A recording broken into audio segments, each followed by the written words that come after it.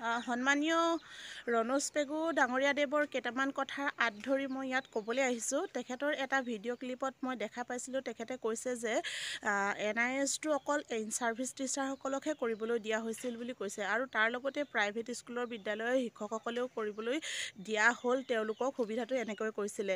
ঠিক আছে, মানি ল'লোঁ, ইন ছাৰ্ভিচ টিচাৰসকলক কৰিবলৈ দিছিলে, তাৰপিছত আৰু প্ৰাইভেট স্কুলৰ বিদ্যালয়ৰ শিক্ষকসকলক দিলে, মানি ল'লোঁ।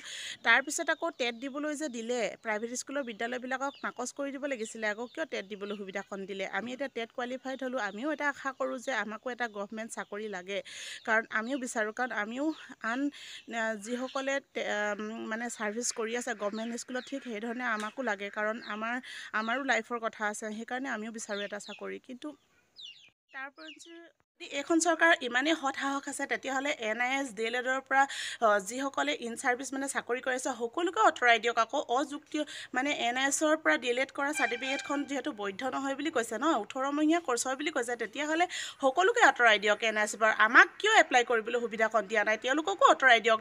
তেওঁলোকেও শিক্ষকতা হোৱাৰ যোগ্যতাই নাই তেওঁলোকৰ লগতো, আমি সেই বুলিয়ে ক'ম।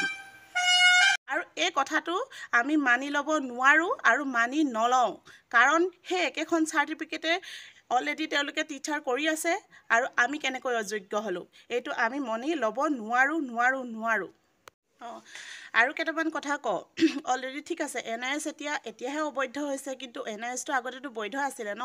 70%ই মানে NISৰ পৰা DLED কৰি শিক্ষকতা কৰি আছে, কিন্তু এতিয়া মানে এই যে 30%টো আছে, তেওঁলোকে মানে চৰকাৰখনে আমাৰ সেই 30%ৰ লগত হেতা লিখি দিছে যে তহঁতি আমাক ভোট নিদিলেও, তহঁতি আমাৰ চৰকাৰখন নাচালেও আমি অলৰেডি জিকিমেই, ইমানখিনিক আমি অলৰেডি চাকৰি দি দিছোঁ।